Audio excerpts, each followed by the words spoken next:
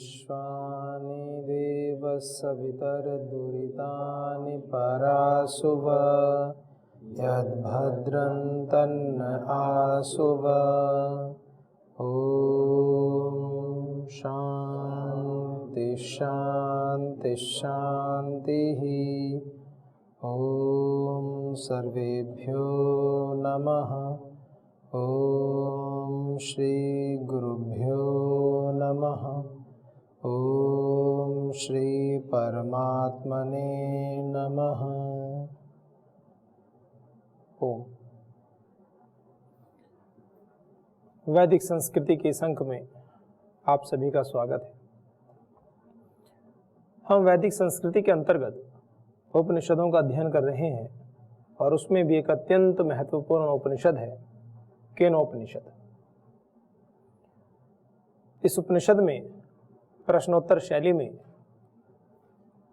ईश्वर के प्रति जिज्ञासा को प्रकट किया गया है कि किस प्रकार से हम उसको पाएं, आखिर किस प्रकार से उसको पाया जा सकता है। क्या इंद्रियों के माध्यम से पाया जा सकता है? ये इंद्रियां अपना कार्य कर रही हैं, आंखें देख रही हैं, वाणी सुन रही है, ये किसके होने से हो रहा है? केन, ये प्रश्न उठाया है। किम प्रातिपदिक होता है।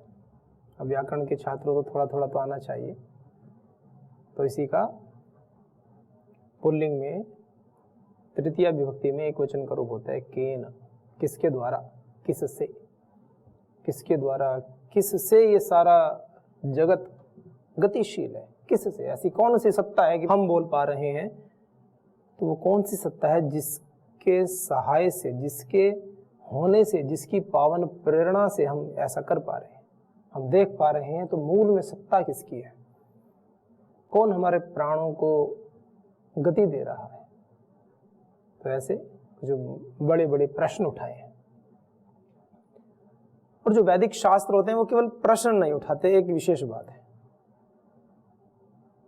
वैदिक शास्त्र क्या करते हैं? समाधान भी देते हैं। पहले जिज्ञासु के रूप में प्रश्न उठाते हैं और फिर उनका समाधान प्रस्तुत करते हैं। जो मंत्र हम पढ़ रहे हैं वो समाधान की तरह ही है। वो हमें सचेत कर रहा है, वो सजग कर रहा है, वो हमें बता रहा है कि इस जीवन को कैसे जीना है। हम बहुत अनुष्ठान करते हैं जीवन में।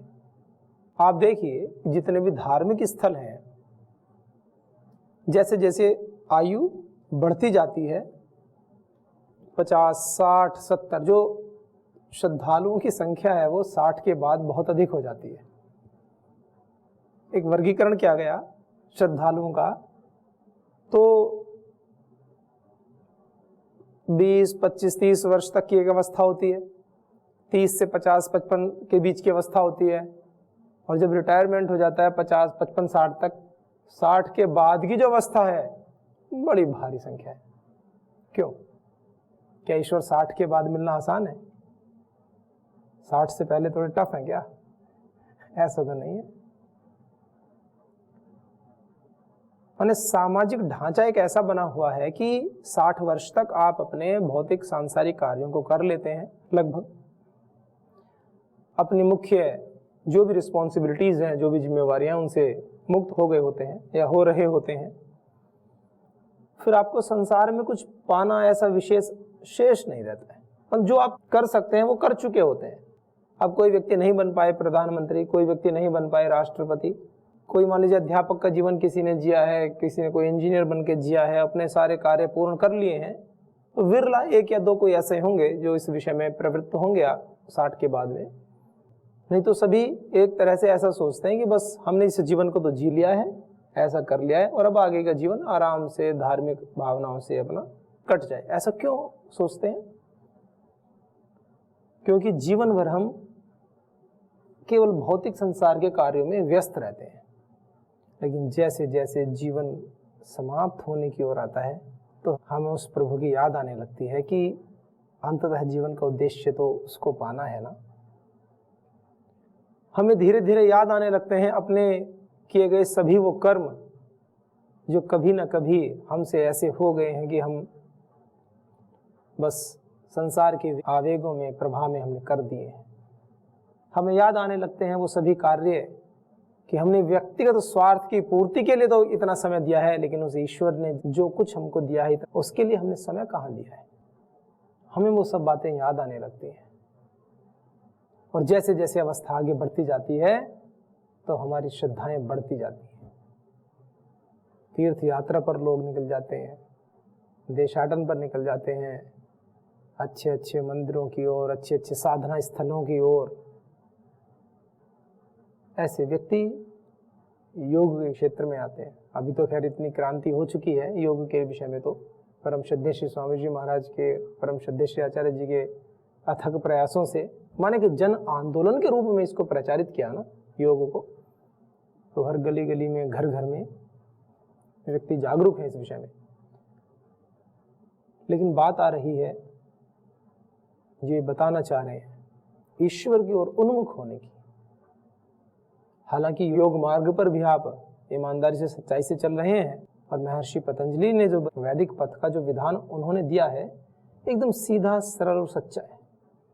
योगांगों का अनुष्ठान करते करते ही आपको पार पहुंचा दिया है, लेकिन उसके लिए बहुत ही सजग होकर के अपने अभ्यासों को बहुत ही केंद्रित होकर के करना होगा। ऐसे ही बेहोशी वाले कार्य में नहीं। माने सफलता तब मिलती है जब प्रति क्षण हमारा लक्ष्य हमें दिखता हो, और प्रति क्षण हमें उसके प्रति जागरूकता सदैव बनी रहनी चाहिए। एक व्यक्ति से कहा कि भगवान का नाम कैसे याद रखें हर समय, ये तो संभव ही नहीं है। एक बहुत अच्छे गुरुजी हैं, देहरादून में रहते हैं, उनसे परम श्रद्धेय श्री स्वामी जी महाराज की पावन कृपा से उनसे मिलने का भी सौभाग्य हुआ, उनका आशीर्वाद मिला। मन उन्होंने जीवन में, उनसे कुछ भी पूछो आप, वो दो सत्य बताते हैं। कुछ भी, कैसे भी घुमा फिरा करके कितने भी प्रश्न उनसे पूछ ले जाएं, 90 और 100 के लगभग की अवस्था है। तो ऐसे जो गुरुजन होते हैं वो अपने जीवन का सार देते हैं अपने शब्दों में, जो उन्होंने जिया है अल्टीमेटली, अंततः जो जिया है अल्टीमेटली, अंततः। उनसे कुछ भी पूछो, गुरुजी ब्रह्मचारियों को क्या करना चाहिए, साधकों को क्या करना चाहिए, किस प्रकार से जीवन को जिए, आप क्या कहना चाहेंगे, आप कुछ उपदेश दीजिए बच्चों को, कुछ भी बोलिए, दो ही बातें कहते हैं, भगवान के नाम पर सेवा। सेवा कार्य में करो, सेवा कार्य में लगे रहो, सेवा करो खूब, लेकिन किसके लिए? अपने लिए, भगवान के नाम पर। ब्रह्मार्पणम ब्रह्म, ब्रह्म को अर्पण कर दो, भगवान नाम पर सेवा। और दूसरी बात, और क्या करें? और भगवान का ध्यान, कार्य करते करते भगवान का ध्यान, और जो सेवा कर रहे हैं वो भगवान के नाम पर सेवा। इस सेवा का क्रेडिट मुझे नहीं लेना, ये तो मेरे भगवान की सेवा है, ईश्वर की सेवा है। और उस सेवा को करते करते दूसरा काम, ईश्वर का ध्यान। एक तो ये तो भाई सेवा कार्य कर रहे हैं हम, चलो भगवान जी के लिए सेवा कर रहे हैं। मान लीजिए ऐसे किसी ने कहा कल शिविर होना है, मान लीजिए, तो कहा गया कि परम पूज्य श्री स्वामी जी महाराज आएंगे, सेवा कर दो, तो आप सेवा तो कर रहे हैं, लेकिन हर क्षण इस बात का ध्यान रहे ना रहे ये तो एक अलग विषय हो गया ना। चलिए सेवा कर रहे हैं, कहा कि ये दरी आदि बिछानी है, मंच सज्जा करनी है, तो कर रहे हैं। हो सकता है ध्यान हमारा उस समय ये ना रहे कि हम हर समय अपने गुरु को साक्षात अनुभव करके उनकी ही आज्ञा में जी रहे हैं, कार्य तो कर रहे हैं, एक अलग बात है, वो तो फिजिकली हो गया। और करते करते भी हर क्षण उस ईश्वर का ही ध्यान करना, ये संभव है। दो बातें बताते हैं बस, कुछ भी पूछ लो, कितना भी पूछ लो, भगवान नाम पर सेवा और भगवान का ध्यान, कार्य करते करते भी। अब कोई ट्रक ड्राइवर सोचे, एरोप्लेन वाले सोचे, पायलट सोचे कि चलो प्लेन उड़ा रहे हैं और भगवान का ध्यान करना है, तो भगवान का ध्यान ऐसे थोड़ी कि आंख बंद करके और सब कार्य करके बंद करके छोड़ करके वो कहे कि मैं तो बस ध्यान कर रहा हूँ और देखो मैंने तो उन गुरुजी की बात मानी और एक्सीडेंट हो गया, खुद तो गया ही, अपने साथ इतने सारों को लेके और चला जाएगा। जब भगवान का ध्यान कर रहे हैं और भगवान का कार्य कर रहे हैं तो उसमें चूक हो कैसे सकती है? वो तो सर्वश्रेष्ठ कार्य होगा ना। कहीं भी किसी भी चूक की, किसी भी ढिलाई की, किसी भी शिथिलता की कोई गुंजाइश ही नहीं होगी ना, कि वो कार्य तो ईश्वर के लिए किया जा रहा है। जैसे एक माँ अगर अपने बच्चे को भोजन करा रही है, बहुत छोटा है, दूध कभी गर्म करके पिलाती भी है तो थोड़ा सा उसको स्पर्श करके भी देखेंगे कहीं थोड़ा भी गर्म तो नहीं है।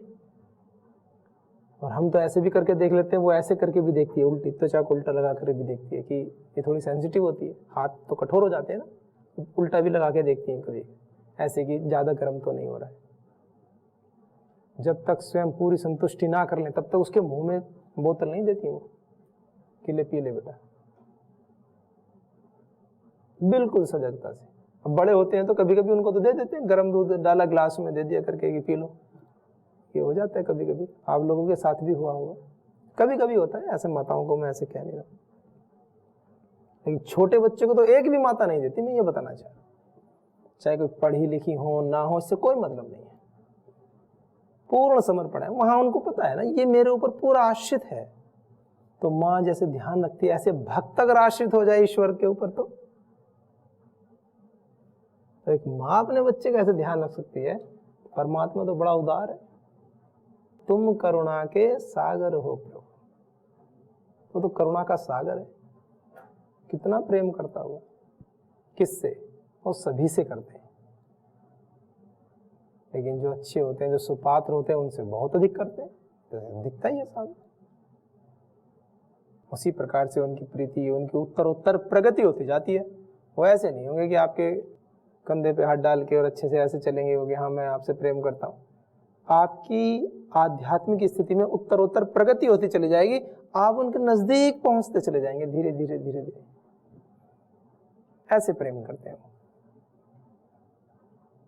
इस बंधन से आपको धीरे धीरे मुक्त सा करते चले जाएंगे।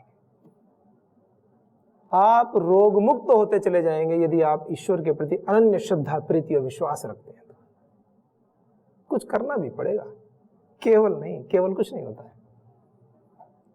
बहुत सारी भ्रांतियां समाज में रहती हैं, इसमें परम श्रद्धेय श्री स्वामी जी महाराज ने इतनी भ्रांतियों को तोड़ा है ना, और तोड़ रहे हैं रोज, प्रतिपल प्रतिदिन। इस समाज में व्याप्त कुरीतियों को, इतनी भ्रांतियों को, सबको छिन्न भिन्न नष्ट कर रहे हैं। केवल उपासना करो, केवल ध्यान करो, केवल ये करो। महाराज श्री जी बोलते हैं केवल कुछ नहीं होता, पुरुषार्थ के साथ ध्यान करो, पुरुषार्थ के साथ कार्य करो। केवल दाल नहीं होती, केवल चावल नहीं होते, मिला करके खाओ। पुरुषार्थ पूर्वक ध्यान करो। केवल तो फिर एक ही चीज होती है, कैवल्य पाद में वर्णन है उसका, जो अंत में बसता है, और उसकी स्थिति आप वर्णन कर नहीं सकते क्योंकि वो केवल है। उसमें न तो इंद्रियों का समावेश है, कह दिया इंद्रियां तो कह ही नहीं सकती, कोई सामर्थ्य नहीं इंद्रियों की, मना कर दिया। कोई कहने लगे हम उस केवल की साधना करेंगे और केवल के विषय में जानोगे, वो तो एक अनुभव का विषय है और अंतिम स्थिति है, वो अल्टीमेट स्टेज है वो। मतलब वो एक तरह से ये मान लीजिए, एक उदाहरण के रूप में बता रहा हूँ कि वो तो मंगल ग्रह पर पहुंचना है। आप जमीन पे बैठे बैठे कहो मैं पहुंच गया, मैं पहुंच गया, मैं पहुंच गया, भाई नहीं पहुंच सकते, बिना साधन के नहीं पहुंचा जा सकता ना उसके पास। कितने बैठकर बोलते रहो आप, नीचे जमीन पे कितने भी करते रहो, करवटें बदलते रहो, आप पहुंच नहीं सकते जब तक उस क्षेत्र विशेष में जाने के लिए आपका साधन विशेष नहीं होगा। अगर वहां जाना है तो वहां के लिए आपको उसी प्रकार से मिसाइल जो भी होंगे, रॉकेट वॉकेट जैसा भी इंतजाम करना पड़ेगा। उस दिशा में वैसा ही पुरुषार्थ अपेक्षित है। ये नहीं कि आपको जाना मंगल ग्रह पर है और आप स्विमिंग सीखना शुरू कर दें कि मैं तो मंगल ग्रह पर पहुंच जाऊंगा। ये बात थोड़ी विनोदपूर्ण लग सकती है, लेकिन हो तो यही रहा है ना। जाना है भगवान के पास, कार्य सारे उल्टे पुल्टे करे पड़े हैं, बस कुछ भी कहीं भी, बस जीवन के इतने बड़े काल खंड में केवल भगवान जी के सामने जाकर के, जहां भी जिसको भी तथाकथित भगवान जी मानते हैं, मैं उसमें मेरा कोई विरोध नहीं है। आपकी आध्यात्मिक स्थिति यदि उच्च होती है, जीवन में पवित्रता आती है, शांति आती है, मधुरता आती है, चेतनता आती है। हालांकि एक विपरीत पक्ष हो जाते हैं, वही एक अलग पक्ष होता है कि जड़ की पूजा करें तो चेतनता कैसे आती है। जो जैसा होता है, चुंबक में चुंबकत्व आता है तो जड़ में जड़त्व का गुण आ जाता है। इसमें बड़े विवाद हो जाते हैं फिर, इसलिए कोई मेरा ऐसा विषय नहीं। आप अपनी स्थिति को स्वतः, अपनी स्थिति का आकलन करें। लेकिन इतने से नहीं होगा कि पूरे दिन को तो लगाओ अपने सांसारिक कार्यों में और बस सड़क से निकलते हुए कहीं मंदिर को देख करके बस इतना सा ऐसे करके श्री गणेश हो गया। ऐसे नहीं हो सकता, ऐसे भगवान की प्राप्ति नहीं होगी। आपको शांति मिल जाएगी कि हाँ आप धार्मिक हो, 10-15 लोग 20 लोग जो वहां पे देख रहे हैं उनको पता रहेगा ये धार्मिक व्यक्ति है, बस आगे की कोई बात नहीं होगी। ना करने वालों से वो भी अच्छे हैं, डिप्रेशन में जाने की जरूरत नहीं है। पर ये बताना चाह रहा हूं, अब आध्यात्मिक पथ की बात चल रही है और अल्टीमेट उस ईश्वर को पाने की बात चल रही है, तो ये है ही नहीं ना। ये जो साधन है ये गौण है, नगण्य है ये साधन, इतना कि निकल के जा रहे हैं और मुंह में पान चबा रखा है और बस मुंह ऐसे झुका करके कर दिया कि ओम भगवान जी, ऐसे ऐसे कर दिया, जो ये है ही नहीं, कहीं एग्जिस्ट ही नहीं करता ना। ये वाली साधना कहीं है नहीं, ये कोई एग्जिस्ट नहीं करता है। कब एग्जिस्ट नहीं करता? जब आपका लक्ष्य क्या है, उस परमपिता परमात्मा को पाना है। तो बाकी ठीक है, अपना समाज में जीना है। जो कुछ भी इतना सा भी समय नहीं दे पा रहे, जो गर्दन भी नहीं झुका रहे, उनसे तो अच्छे गर्दन झुकाने वाले। पर ये बताना चाह रहा हूं, इसमें जो है कोई कहने लगे कि हम तो देखो बहुत धार्मिक थे और भगवान को बहुत नमस्कार भी करते थे और सब करते थे, सब कुछ करते थे, अंतिम में भगवान से लड़ने लगे, अपने मन के भाव को ऐसे खराब करने लगे कि हम तो इतने धार्मिक हैं, इतने धार्मिक हैं। अरे धार्मिक भाई, ये तो देख ले जीवन में अपने लिए कितना जिया और ईश्वर के लिए कितना जिया। जो जिसके लिए ज्यादा समय लगाया वही चीज ज्यादा मिलेंगी। फिर एक बात आती है, या तो जो कर रहे हो फिर गुरुजी वाली बात, जो कर रहे हो फिर भगवान को अर्पण करके भगवान के लिए करो, भगवान नाम पर करो, भगवान का ध्यान करो और भगवान के नाम पर करो। तो जो भी कर्म आप कर रहे हैं सब ईश्वर के लिए हो जाएंगे अर्पण। मैं जब जो भी कर रहा हूं की बात है, हमेशा जब भी शास्त्रीय बात कही जाती है तो विधि के अनुरूप बात कही जाती है। ऐसे नहीं कोई चोरी करने वाले सोचने लगे कि जो भी कर रहा है सब भगवान के लिए हो रहा है, अच्छे से चोरी करें। मैं मूर्खता की बातें नहीं कर रहा हूं, ऐसी बातें। निषेध का तो पक्ष ही नहीं होता ना, निषेध की तो बातें नहीं होती। तो विधि की जब बातें होती है तो निषेध तो सारा पक्ष हट जाता है। जीवन को ऐसे हमें जीना है। शास्त्र क्या बता रहे हैं, यह चेत अवेदित अत सत्यम अस्ति। यदि इस जन्म में जान लिया तब तो बहुत ही अच्छी बात है, बहुत शुभ है। इस पंक्ति को ही सार्थक करने लगे तो कैसे सार्थक होगी? जान कैसे पाएंगे? जानने के लिए चाहिए पुरुषार्थ, कर्मों से निवृत्ति नहीं, निवृत्ति मूलक प्रवृत्ति चाहिए। प्रवृत्ति के बिना तो काम हो ही नहीं सकता। साधन जुटाओगे कैसे? कोई कुछ भी बोले कि मैं सब कुछ छोड़ छाड़ के सब मैं बस कोने में बैठ जाऊंगा और मैं बस ये करने लगूंगा वो करने लगूंगा, बहुत कठिन है। 1 दिन 2 दिन 3 दिन 4 दिन 8 घंटे में 6 घंटे सोना हो जाएगा उसमें, फिर चेतना का स्तर धीरे धीरे धीरे धीरे खुद ही नहीं पता चल पाएगा कहाँ पहुंच गया। युवा अवस्था एक अलग ही अवस्था है, ऊर्जा भी भीषण है। मैं कोई ध्यान साधना का विरोध नहीं कर रहा, विरला किसी ने पूर्व जन्मों में इतने अच्छे अभ्यास किए हैं तो हो सकता है, उसका निषेध नहीं है। पर वो कर्मों से पृथक होकर नहीं करते, वो कर्मों से पृथक तो वो भी नहीं हो सकते। एकाग्रता का स्तर उनका एक अलग ही होता है, वो दिखता है। जो हम 10 साल में पढ़ेंगे वो 2 साल में पढ़ लेंगे, तो 8 साल में कर लें ध्यान, अपना क्या दिक्कत है। पर ऐसा नहीं है वो पढ़ाई ही ना करें। महर्षि दयानंद सरस्वती जी के विचार हैं, हम कहते हैं कि प्रहलाद ने बड़ी भक्ति की और नारायण प्रसन्न हो गए, ऐसा हो गया। तो किसी प्रसंग में उनसे प्रश्न किया कि जो प्रहलाद जी थे वो मतलब गुरुकुल में उनके पिताजी ने भेजा उनको पढ़ने के लिए, फिर वहाँ पढ़ाई की जगह उन्होंने कहा कि मुझे भगवान के दर्शन हो गए और ऐसे ऐसे मुझे भगवान को पाना है, ऐसी चर्चा चली। तो उन्होंने उसका थोड़ा सा विरोध किया। उन्होंने कहा उन सज्जन को कि विद्या काल के समय पढ़ाई छोड़ करके भगवान के दर्शन करने की जो अभिप्सा है, जो ये बात थी, अभिप्सा अच्छी बात है, लेकिन पढ़ाई छोड़कर गुरुकुलीय पद्धति से, जो कि विद्यार्थी का धर्म है पहला, विद्वान बनने के बाद ईश्वर प्राप्ति, ये वैदिक विधान है, ये है हमारे संस्कृति। उन्होंने उसको उचित नहीं माना। जो भी प्रसंग रहा हो, मूल भावना बताई मैंने कि विद्यार्थी काल में विद्यार्थी है कि नहीं नहीं मैं तो ये पढ़ाई छोड़ रहा हूँ और मैं तो कोई, जैसे पतंजलि गुरुकुल में बच्चे पढ़ते हैं, कोई कहने लगे 7th क्लास का बच्चा कि बस हो गई पढ़ाई, बस अब तो मैं जाता हूँ पहाड़ों पे कंदराओं में, मैं भगवान का ध्यान करूँगा, तो उन्होंने उसको उचित नहीं माना। उनका आप शास्त्रों का, वेदों का, इनका सबका अध्ययन करो, पूरा विद्वान बनो, 21-22 वर्ष की अवस्था तक करो, उसके बाद में जो एक प्रोसेस है पूरा करने का, यदि वो बचपन से पढ़ रहे हैं तो भी पूरी प्रक्रिया को करने के बाद में, पूर्ण विद्वान बनने के बाद में इस पथ पर चलो ज्ञान पूर्वक। क्या कहा आगे पिछले मंत्र में बताया था, ज्ञान से, अविद्या का अंधकार किससे दूर होता है? ज्ञान से, और ईश्वर का प्रकाश आत्मा में हो जाता है। तो बिना ज्ञान के तो वो दूर होगा कैसे? अपवाद में 1-2 कोई होते हैं, उसका मैं मानता हूँ अपवाद में, लेकिन अपवाद कभी आदर्श नहीं हो सकते ना। हम जनरल इम्प्लीमेंटेशन नहीं कर सकते ना पूरे समाज में उस चीज को लेकर के। मान लीजिए कोई व्यक्ति बहुत तेज दौड़ता है, तो बहुत तेज व्यक्ति दौड़ता है तो ऐसे थोड़ी ना कि हम सारी मोटरसाइकिल और सारे ये बसें बंद कर देंगे कि दौड़ के जाओ। कि जब व्यक्ति जो है 5 मिनट में जो है 2 किलोमीटर दौड़ लेता है, या 10 मिनट में जितना भी दौड़ लेते हैं, तो भाई इतनी दूरी तो सब दौड़ के पूरी कर लो, फिर जरूरत क्या है बसों में, ट्रेन में जाने की? ऐसा होता नहीं है ना। ठीक है, उसकी कैपेसिटी है, वो दौड़ रहा है, लेकिन एक व्यवस्था तो देनी पड़ती है ना समाज में। तो ईश्वर के पथ पर भी कुछ ऐसा ही विधान है, व्यवस्था दी है, लेकिन सजग सभी को किया है। ऐसी प्रतिज्ञा ईश्वर नहीं करा रहे हैं हमसे कि हम सबको मतलब एक ही तरह से सबको नहीं कर रहे, सामर्थ्य अनुसार करते हैं। एक व्यक्ति है, उसकी अच्छी स्थिति है, वो हो सकता है 2 घंटे भी सीधा एक आसन में बैठ करके ईश्वर उपासना कर सकता है। एक व्यक्ति है, हो सकता है वो 20 मिनट बैठ कर सकता है। एक व्यक्ति है, वो 3-4 घंटे भी एक आसन में बैठ सकता है।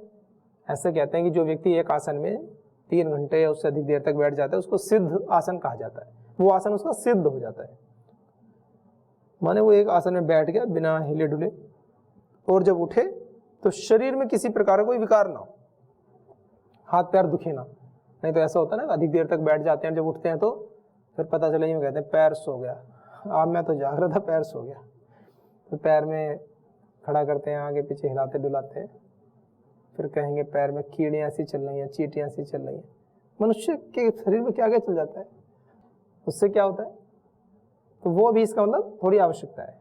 माने जैसे आप बैठे और 3 घंटे के बाद उसी अवस्था में वैसे ही आप उठ जाओ एकदम आनंद से, बिना कुछ शरीर में ऐसा कुछ महसूस ही ना हो कि हम बैठे थे, उसको कहते हैं कि आसन सिद्ध होना। तो स्थिर सुखम आसन मतलब सुख से 3 घंटे तक बैठो तो सुख से आप उसका अभ्यास करना पड़ेगा। कोई साधक बैठते ही कहेगी मैं तो सुख हो मिल ही नहीं रहा मुझे, तो आसन ही नहीं है। शवासन है सुख का आसन, उसमें तो बड़ा आनंद आता है, 3 के 6 घंटे बैठ लो। तो वो ऐसे थोड़ी मानते हैं, है ना।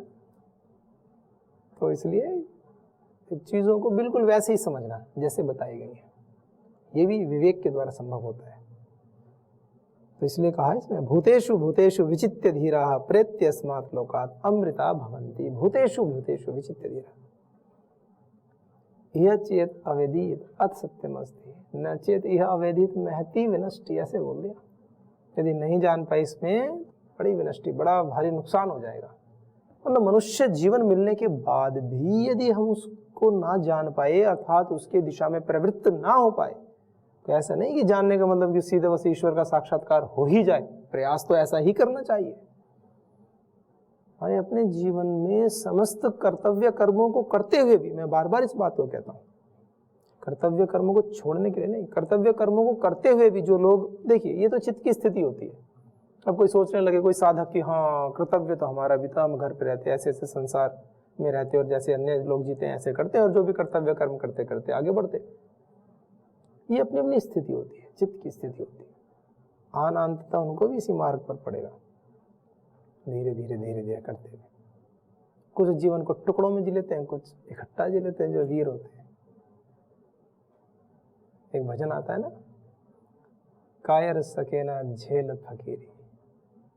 मतलब किसी पे कमेंट नहीं है, मतलब ये तो बड़ा जबरदस्त कार्यक्रम है ना। बनाओ धीरे धीरे अपने कार्यक्रम सब लोग, एक एक दिन तो बनो फकीर सारे अपने घर पे भी, क्या दिक्कत है? नहीं बन पाए, किसी कारण से फंस गए, कोई बात नहीं, फंसना ही क्या, वो भी कर्तव्य कर्म मानो, उसको आगे बढ़ो। कुछ घंटे की फकीरी में जियो, कभी एक दिन की जियो, छुट्टियां होती है जब तो एक एक सप्ताह की जिया करो। मतलब उस भाव को अपने हृदय में भीतर में उतरने दिया करो। पथ पे चलने में ही आनंद आने लगता है, पथ का विधान ही कुछ ऐसा है। अब क्या कहा आगे देखेंगे इसमें। अभी आज के इनको विराम करते हैं।